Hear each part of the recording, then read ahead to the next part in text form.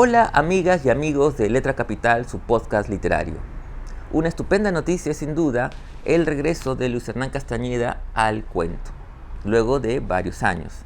En el año 2007 él había publicado el libro de cuentos Fotografías de Sala, aunque también es cierto que en su primera novela, Casas de Islandia, ya habían insertos algunos cuentos. Ahora acaba de publicar La barba de mi padre, conjunto de cuentos publicado por Dendro Ediciones. En este libro, Luis Hernán construye una serie de cuentos atravesados por la tensión conflictiva entre padres e hijos. Y justamente sobre este libro, sobre los vínculos filiales y sobre también el proceso de escritura del mismo, conversé con Luis Hernán y quiero compartir con ustedes dicha conversación. Pero antes quiero recordar que nos pueden seguir en Instagram buscándonos como Letra Capital Oficial. Y si quieren ver estas y otras entrevistas, los invito a buscarlas en mi canal de YouTube buscándome como Carlos M. Sotomayor. Y además los invito a visitar el canal de Luis Hernán, un escritor rural, y también seguir su podcast que tiene junto a Iván Tais, Otras Tardes. Ahora bien, sin más preámbulos, los dejo con la entrevista a Luis Hernán Castañeda aquí en Letra Capital.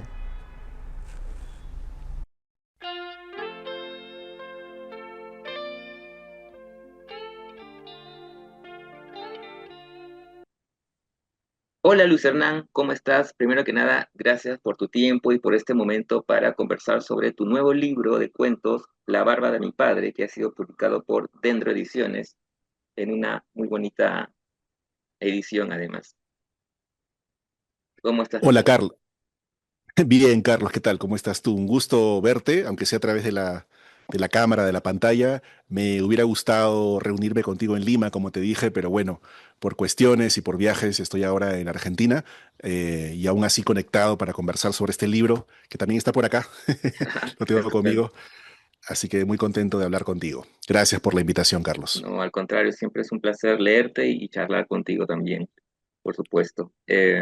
Bueno, yo quería empezar un poco esta conversación con un tema que a mí siempre me da mucha curiosidad, es, digamos, cómo se va originando un libro, ¿no? En este caso, un conjunto de relatos. Eh, Porque, claro, uno lee el libro y uno descubre algo que para mí eh, es muy interesante. Yo tengo una predilección por los libros de cuentos eh, que no son una mera reunión de relatos, sino que más bien forman un corpus orgánico, ¿no?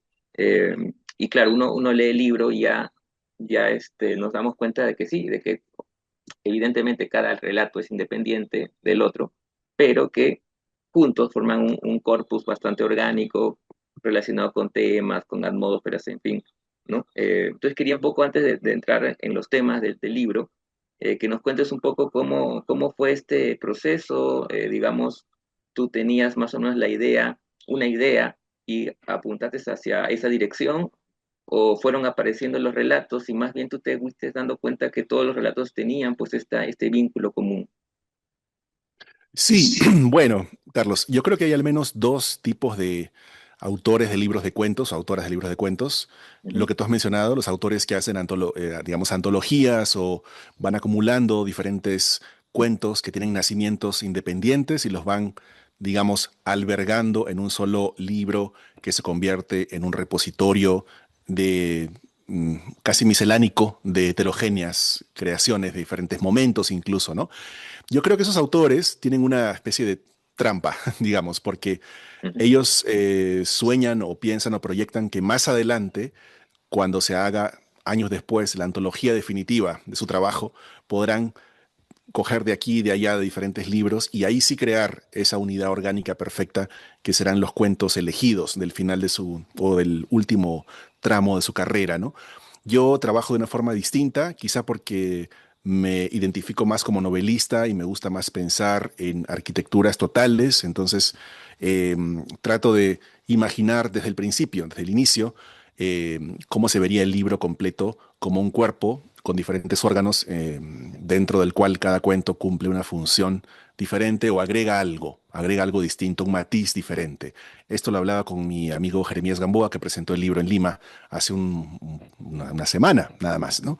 Y él decía justamente eso, ¿no? Que cada cuento agrega algo diferente, le parece a él, aunque el tema fundamental de este libro es el tema del padre, la relación padres e hijos, ¿no? Ahora, para responder a tu pregunta, hay que regresar, en mi caso, al año 2017, me parece, sí. Siempre me equivoco con las cifras. Esa parte de mi cerebro está atrofiada, la de los números. No sé, los números me juegan malas pasadas. No creo que es 2017, tendría que revisarlo, pero no, 2019, discúlpame. Ya me estoy yendo dos años más para atrás. En el 2019, en un mundo prepandémico, yo estaba publicando mi libro El Imperio de las Mareas, que tú también conoces y has leído y comentaste en su momento, y te agradezco por eso, Carlos. Y en ese libro es muy prominente la relación madre-hijo, y el padre es una figura un poco flotante, un poco ingrávida, que está por allí, pero no tiene mucha incidencia, aunque bueno, eso es discutible. Pero en todo caso, está en primer plano la madre con el hijo. En ese momento se me ocurrió la idea de este libro de cuentos, que es darle un protagonismo, o buscan darle un protagonismo al papá, ¿no? Al papá, al padre de la historia dentro de esta configuración familiar que a mí me interesa mucho trabajar en mi ficción, ¿no? Y surgió como una idea unitaria, surgió como vamos a hacer un libro de cuentos sobre padres e hijos. Al momento en que surgió esa idea, ¿no? Lo que se me vino a la mente mejor dicho, como un racimo de diferentes historias.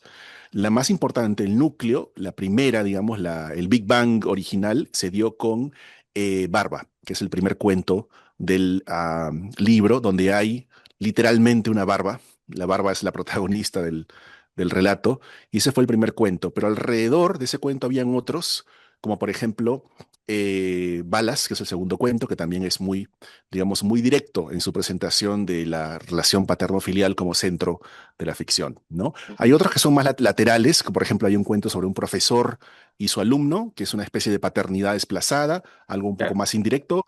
Eso surgió un poco después, pero no mucho después, ¿eh? Fueron unas semanas de, digamos, ebullición donde surgen las ideas para ese libro de cuentos, y luego cierro y yo digo, ya, voy a escribir los cuentos, pero tengo las ideas previamente en la cabeza, ¿no?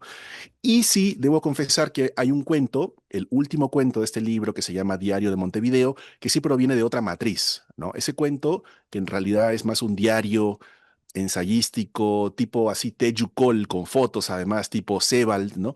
Que realmente no es un cuento, está de contrabando en este libro, ¿no? Ese texto surgió de otro proyecto, que era un libro todavía no escrito, no culminado, sobre mm, padres literarios. Mi idea original para ese otro libro, que quizá algún día escriba, quizá no, si no, pues les comento la idea, se trataba de viajar a diferentes ciudades o pueblos del mundo, del Perú y del mundo, donde hubiera nacido, crecido, muerto o se hubiera formado algún padre literario mío, alguna figura tutelar de mi propia literatura.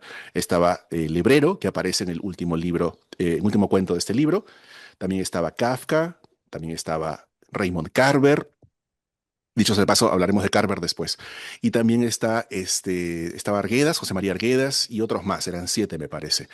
Y evidentemente era un proyecto un poco más costoso, había que viajar y no me alcanzó la plata para viajar más que a un lugar, a Montevideo, y ese libro, ese cuento quedó dentro del libro como Diario de Montevideo. Ese es el origen, un origen conjunto, orgánico, en un solo momento en el tiempo 2019. Luego con los años fui corrigiendo, afinando, refinando.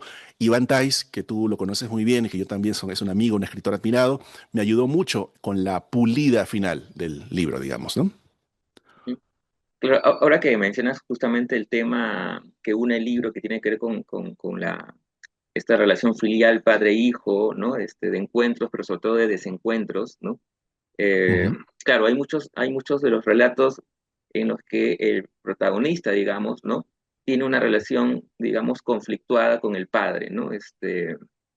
Eh, en algunos casos, pero sin embargo, hay cuestiones muy interesantes, como el primer cuento, por ejemplo, Barba, donde nos Ujú. cuenta esta situación conflictiva con el padre, pero al mismo tiempo, ¿no? La barba como símbolo de, de ligazón entre el hijo y el padre, ¿no? Eh, Sí, o, sí. o a veces otros cuentos, Balas, por ejemplo, que tú mencionaste, ¿no? Sin hacer mucho spoiler, es el hijo que trata de alguna manera de cumplirle al padre al final, ¿no? Y bueno, ahí está el elemento también del hermano que no mencionaré porque tiene que ver mucho con el final, pero que hay una especie digamos, contrapeso en el sentido de el hermano se llevaba mejor con mi papá, entonces yo tengo que cumplirle este último pedido. Y Mm, luego, claro, también están otras relaciones, como tú dices, más laterales, como esta relación entre el maestro, el mentor y el alumno, que también ejerce una suerte de paternidad también conflictuada, ¿no? Porque ya veremos que, bueno, cuando lean, los que no han leído el libro, ahí hay un elemento de traición, o también otro cuento donde hay un tipo eh, que no tiene hijos, pero que sin embargo debe cuidar una perrita, ¿no? Y ahí también se establece una relación también muy interesante. eh, Aparece una niña también luego.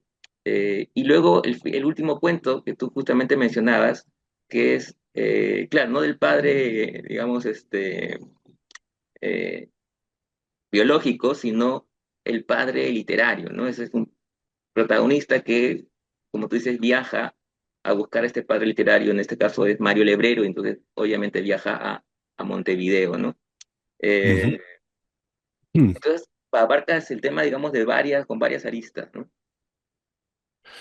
Sí, Carlos, has hecho un viaje, ¿no? Un viaje por los diferentes cuentos del libro, ¿no?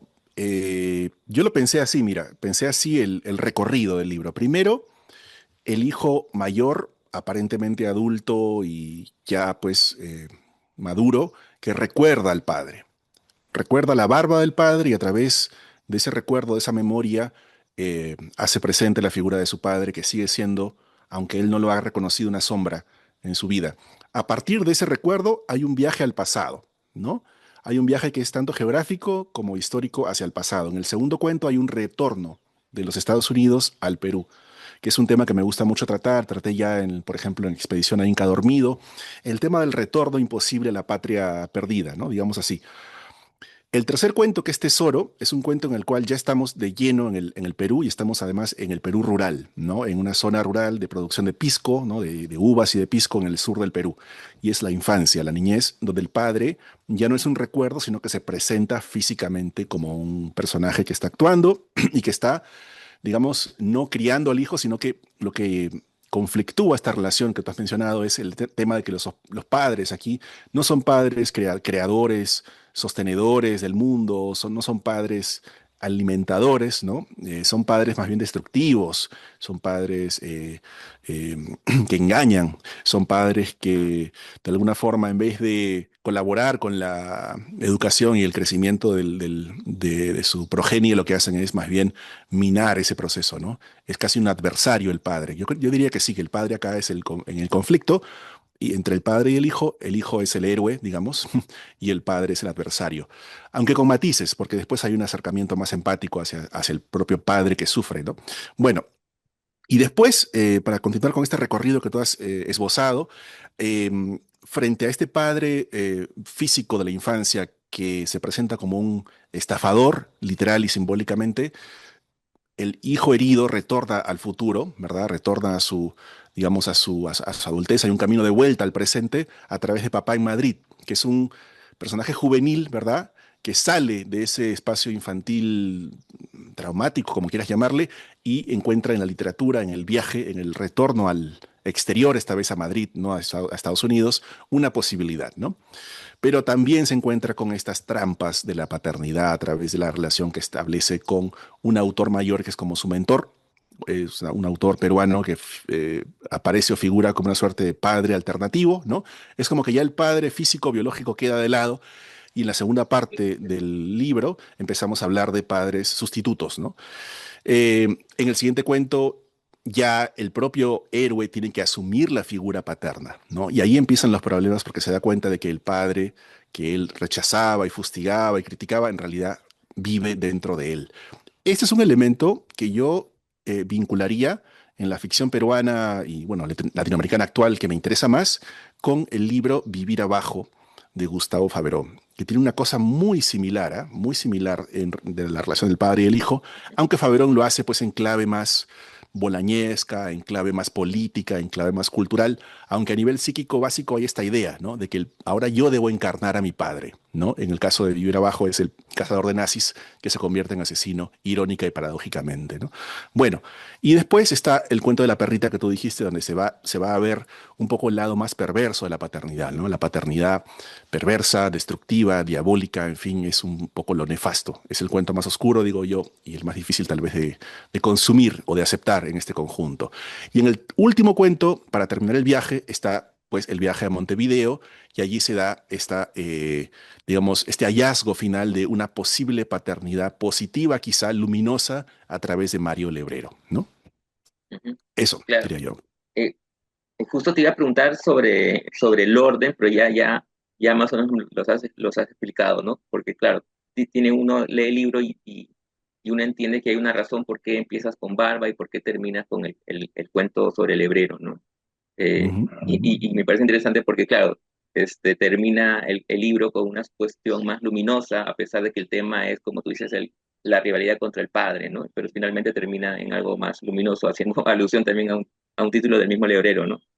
Claro, claro. Ujú. Eh, pero después otra cosa que también me parece interesante, eh, es claro, uno piensa en la relación conflictiva con el padre, y uno piensa, o yo pensaba mientras leía el libro, sobre todo un cuento en particular, en la cuestión también generacional, eh, la diferencia generacional y el tema del machismo, ¿no? O sea, que también forma parte de este distanciamiento, esta ruptura con el hijo, ¿no? Eh, Ujú, por ujú, ejemplo, ujú. justamente ahora que mencionabas el cuento Tesoro, recordé hay una escena donde, sin hacer mucho spoiler, digamos, hay un tío un poco complicado, y la Sí. mamá del protagonista, ¿no? Le reclama al padre un poco, y la respuesta del padre creo que es muy sintomática, ¿no? Porque le dice, no te metas, esto son cosas de hombres, ¿no? Claro, claro. Mira, esa es una línea, digamos, del libro, ¿no? Que es la diferencia de ideologías, de la masculinidad, digamos, entre diferentes generaciones. Está la generación del padre, que es una generación anterior a la nuestra, a la del personaje, un poco más antigua, con una visión de la masculinidad muy, bueno, podemos decir patriarcal, con todo lo que eso implica, ¿no? Con una violencia, una agresividad, una impulsividad también, y una parafernalia de lo masculino, que tiene que ver en este caso con el alcohol, la bebida, como demostración de lo macho que uno puede ser, o el uso de las armas de fuego como una cuestión muy vinculada al mundo rural, pero también a cierta, digamos, exhibición de poderío masculino, las armas de fuego, como, digamos, en representación del falo, en fin. También está el tema, pues, del dinero, ¿no? El manejo del dinero como algo importante. Eh, ¿Qué más podemos decir? Otras, claro, la distancia emocional de estos personajes, cuyas relaciones de pareja son, pues, paupérrimas, ¿no? Eso es otro tema, digamos, vinculado que acompaña a todos los cuentos, ¿no? En los cuentos hay relaciones de pareja, hay matrimonios, hay noviazgos, en fin, situaciones donde se nota que el personaje masculino está completamente aislado, no tiene un vínculo emocional, afectivo, real con nadie, menos con su pareja y tampoco consigo mismo, ¿no? Y eso es parte de esta visión patriarcal que convierte a la mujer en objeto, en fin, podríamos ir más por ese lado. Sin embargo, hay una diferencia, como decía, entre esa generación más antigua del padre, obsesionada con la violencia, con las balas, con el alcohol, en fin, y los hijos, que son más, digamos, cercanos a nuestra época, donde se ha revisitado el tema de la masculinidad y donde hay una crítica de esa figura del macho latinoamericano, peruano del ayer, ¿no? Hay una crítica y una revisión y una apertura distinta. Y allí entra a tallar el símbolo de la barba como un factor diferencial, porque la barba puede ser ambiguamente, problemáticamente, ¿no? Puede ser un síntoma, o mejor dicho, un signo de virilidad, de autoridad, de fuerza, ¿no? Puede ser visto de esa manera y ha sido visto así el asunto de la barba en la historia, pero también en el presente y sobre todo en el cuento Barba,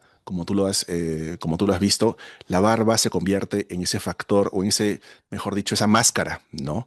Que aleja al personaje de los demás. Es una especie de tupido velo que cubre el rostro y impide comunicar, ¿verdad? Impide la comunicación, tanto verbal como sexual, en el caso del cuento Barba. Y además es un síntoma de fragilidad del personaje, ¿no? El personaje, esta Barba, que necesita un cuidado obsesivo, que necesita una serie de aceites y herramientas y cortes y, digamos, que alguien vele por ella, ¿no? Es una barba frágil, es una barba sin poder, es una barba como la barba de un niño, aunque sea un poco contradictorio eso, es la barba de alguien que necesita ayuda, ¿no? Entonces, ahí ves una masculinidad que se permite a sí misma la fragilidad, la vulnerabilidad, el reconocer que no es simplemente digamos, el hombre ser poderoso y fabuloso, sino que también tiene heridas que mostrar, ¿no? Entonces ahí, claro, lo que tú has destacado está me gusta mucho, Carlos, está muy bien porque es un filón que todavía nadie me había preguntado por eso en este libro, ¿no? Ujú.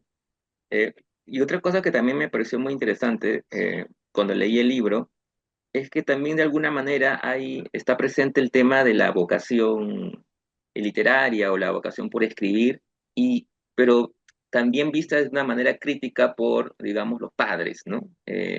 Hay un cuento, por Ujú. ejemplo, recuerdo, donde es la madre la que le dice algo así como, tú tendrías que enderezar tu vida, ¿no? O sea, como, digamos que hay que arreglar tu vida porque de escritor, digamos que no pasa nada. Y hay otro cuento donde más bien es el padre, ¿no? Que le dice, de escritor te vas a morir de hambre, ¿no? Creo que Sí, es el cuento del diario El Hebrero, me parece. así es. Ujú. Eh, entonces, hay también esta reflexión en torno a la vocación por escribir y de escribir como una especie de vocación, digamos, marginal, ¿no? Sí, es un camino de soledad, digamos, ¿no? Un camino de marginalidad, un camino de soledad.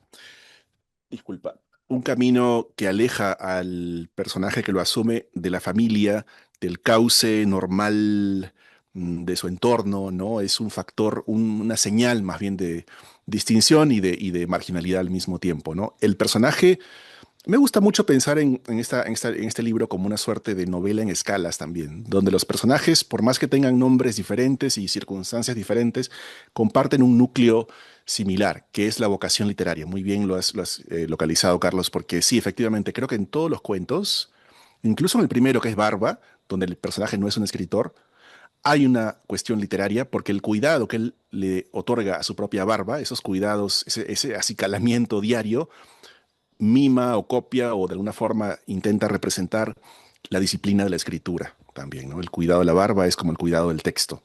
Ahí hay una metáfora que yo intenté plasmar. Pero en los demás cuentos hay escritores también, ¿no? Papá en Madrid es un cuento de escritores, muy literario, metaliterario si quieres, de Montevideo también, ¿no? En los demás cuentos hay profesores de literatura. Entonces la literatura, aunque no está en primer plano, está bien, me parece, destacarla como una constante en los diferentes cuentos. Y la vocación como un factor, como más que factor, como un camino de soledad que sin embargo permite encontrar esas luces que no se veían, ¿de acuerdo?, dentro del ámbito normal de la familia o dentro del ámbito, digamos, de la paternidad tradicional, ¿no? La literatura como un desvío, como un viaje, como también una inevitabilidad, porque la vocación se presenta aquí como un destino casi, que pese a parecer difícil o parecer arduo, parecer que va a distanciar a los personajes aún más de sí mismos y de los otros, al final, como se ve en el último cuento, al término de este viaje,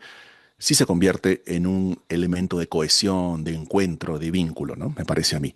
Es una constante el tema para mí de la vocación. Yo creo que no hay libro mío donde no haya esta idea de algún tipo de vocación, ¿no? Que el personaje debe asumir y aceptar primero, ¿no?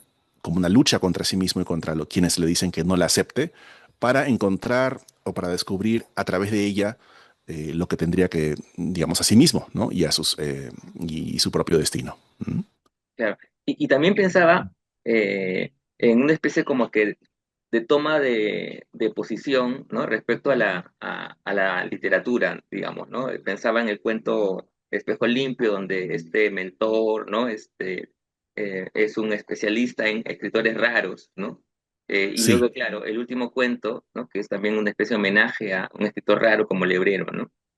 Ujú, ujú, ujú. Totalmente, sí, es la literatura con la que me siento más cómodo, la literatura del Río de la Plata, de Uruguay, de Argentina, la literatura fantástica, la literatura delirante, más delirante y la rara que la fantástica. A mí me gusta mucho la literatura que Ángel Rama, el crítico uruguayo, llama rara, esta antología de aquí están los raros que él saca en Uruguay, ¿no? Esa literatura, esa línea es la que yo quisiera incluso destacar que existe y ha existido en el Perú también, ¿no? Con Clemente Palma, por ejemplo, Claro. con Martín Adán, hay una línea que se asemeja mucho o dialoga con esa línea uruguaya. Pero es verdad que a mí, en lo personal, el autor que más me intriga, más me interesa, más me dice cosas en la última etapa de mi vida ha sido Mario Lebrero, ¿no? Él es el padre literario fundamental de esta etapa de mi escritura. Y en ese último cuento Diario de Montevideo, para hablar de toma de posición, ¿no? Que tú has mencionado, para hablar de tomas de posición y elecciones, el cuento empieza con una confrontación casi a través de un sueño entre los dos Marios, ¿no? Mario Lebrero y Mario Vargas Llosa. De hecho, el nombre Mario es muy significativo porque en el cuento Papá en Madrid también hay otro Mario, ¿no? Pero la pregunta es, ¿cuál Mario? ¿Cuál Mario es el Mario que yo quiero elegir para mí, ¿no? ¿Cuál Mario es el que yo elijo como padre? Y a mí me parece que me siento mucho más cómodo con alguien como Mario Lebrero, que es un personaje muy diferente, un padre muy distinto de Mario Vargas Llosa.